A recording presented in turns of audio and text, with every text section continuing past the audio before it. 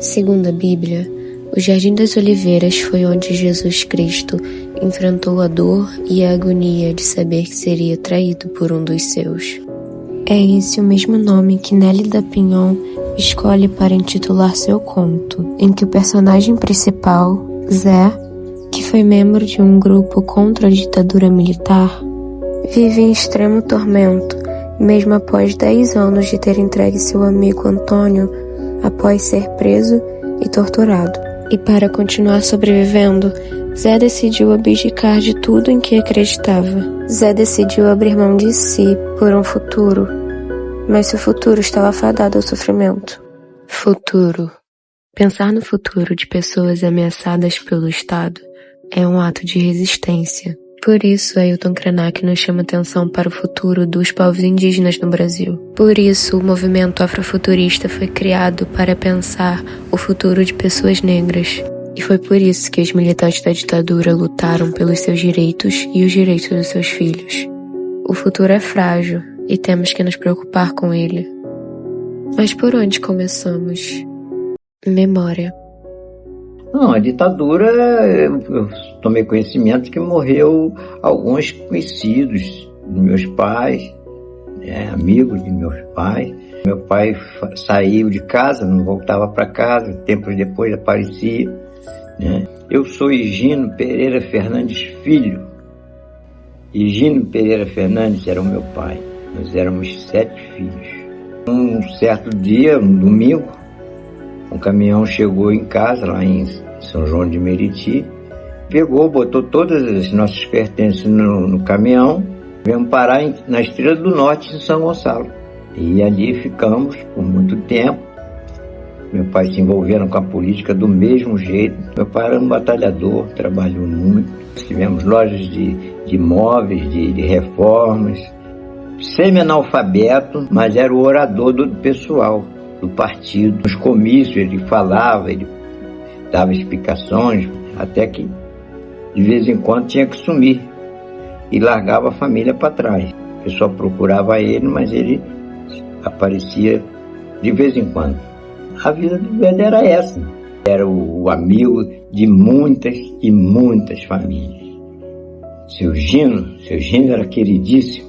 Em qualquer lugar, em qualquer bairro, em qualquer cidade, seu Gino recebia abraços e abraços e agradecimentos. Não me pergunte por quê, mas eu lembro que ele era praticamente festejado aonde chegava. Me dá saudade do meu velho. Acredito que a consciência do que era a ditadura veio já no exílio, morando no exílio com os meus pais e meus irmãos, para onde a gente foi em 1970. E eu já estava com 7 anos de idade. Sou professora Zóia Prestes, professora da UF. A ditadura me afastou e afastou meus irmãos da convivência com meu pai. Esse talvez tenha sido um dos maiores impactos pessoais na nossa vida. A gente visitava ele, no lugar onde ele estava clandestino, mas eu não sabia que ele era meu pai, e isso fazia parte da segurança do partido, e nós chamávamos ele de tio, e era assim que ele era nos apresentado. Eu fiquei sabendo que ele era meu pai só em Moscou, em 71, quando ele se juntou a nós, onde, o país, a União Soviética, que nos acolheu. A gente recebia notícias muito pesadas e tristes. E essas notícias davam conta de prisões, torturas e desaparecimento. Eu esqueço o termo, era do contra. Não tinha nada de contra, eram todos unidos. Nós tínhamos um país que brigava na política, mas na humanidade, no povo, a união era perfeita. Quisera eu que nós tivéssemos aqueles políticos, militantes, aqueles de esquerda, hoje é esquerda, os comunistas, era comum ver todo mundo era comunista, era comum.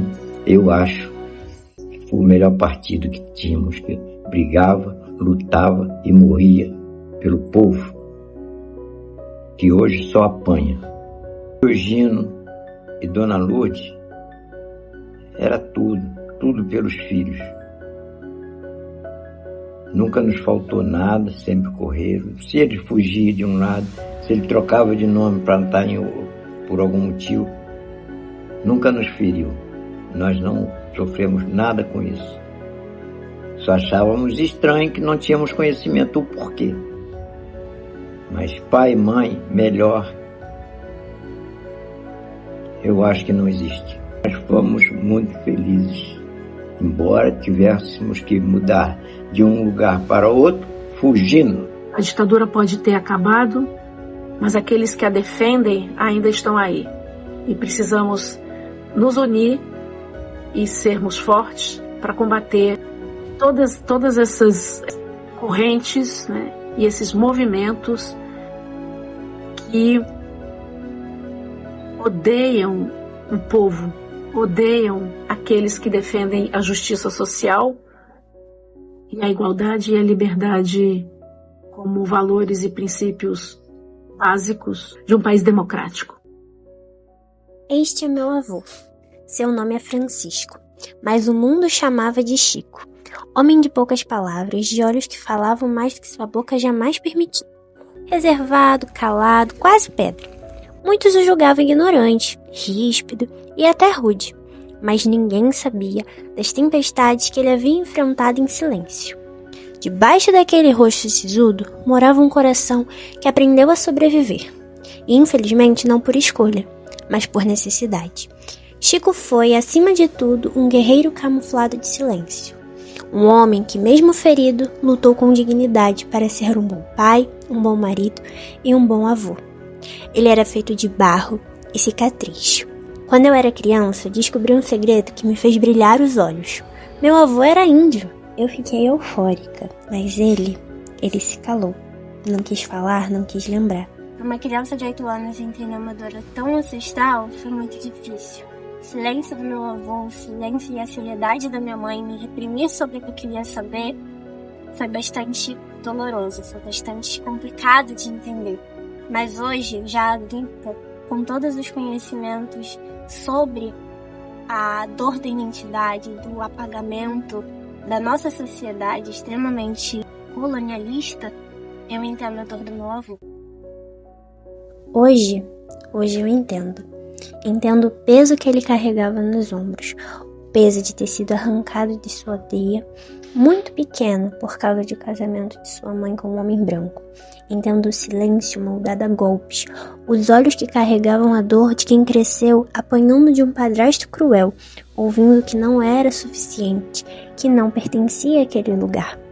Meu avô foi arrancado do chão onde brotou, transplantando a força, teve que negar suas raízes para não morrer seco. Negou o canto, negou o corpo, negou o nome de sua origem. Apagou-se para se proteger. Silenciou para que os filhos pudessem falar. Se escondeu para que nós pudéssemos existir. Sua forma de lutar foi desaparecer. Sua resistência foi virar pedra. Seu escudo foi o silêncio. Mas atrás dele havia um rio que sangrava lembranças. Hoje, eu vejo tudo contra os olhos. E o que ele não conseguiu dizer, eu aprendi a ouvir nos espaços vazios entre as palavras. O que ele não pôde ensinar, a vida me revelou com o tempo. E o que ele tentou apagar, eu carrego agora com orgulho, como quem guarda fogo embaixo das cinzas. Ele era Chico, ele era Francisco, ele era raiz, terra e dor. Ele era indígena. Mesmo sem querer, ele plantou em mim o desejo de me reconectar com aquilo que o mundo tentou apagar da gente. Ao longo dos anos da ditadura militar, os indígenas sofreram torturas e inúmeras tentativas de desumanização, como prisões arbitrárias, trabalho análogo à escravidão e proibição do uso da língua materna. O relatório da Comissão Nacional da Verdade estimou que 8.350 pessoas indígenas foram assassinadas durante o período. Mas, devido à estratégia de silenciamento, não era permitido criticar as estruturas raciais dominantes do Brasil. O censo de 1970, por exemplo, foi controlado por militares, e omitiu categorias de raça, promovendo também o apagamento de demandas do movimento negro. Segundo dados da Comissão da Verdade de São Paulo, estima-se que 41 líderes do movimento negro morreram ou desapareceram na ditadura. Assim como eles, pessoas de diversas orientações sexuais, travestis e mulheres também estão entre os que mais sofreram perseguição e repressão, além de terem que enfrentar a exclusão dos próprios grupos de esquerda e a desconfiança de sua capacidade de resistir, combater o autoritarismo e decidir os rumos políticos da luta. Nélida Pinhon, autora do conto O Jardim das Oliveiras, ficou conhecida como defensora dos direitos humanos e dos direitos das mulheres durante o regime. Em 1969, inaugurou e foi a primeira professora da cadeira de Criação Literária da Faculdade de Letras na UFRJ. Ainda no regime, publicou A Casa da Paixão, que foi proibido logo após a sua chegada às livrarias brasileiras. O livro foi considerado imoral pela censura da ditadura, devido às suas cenas de sexo explícito e à exploração da sexualidade feminina. Um documento confidencial de 1979 do Ministério da Aeronáutica revelou que, na época, ela, vice-presidente do Sindicato dos Escritores do Rio de Janeiro, era alvo de vigilância. Os órgãos de segurança da ditadura a classificaram como subversiva e esquerdista. Em 1977, ela se juntou com a autora Lídia Fagundes Telles para entregar ao então ministro da Justiça, Armando Falcão, um manifesto contra a censura, assinado por mais de 1.000 escritores do país.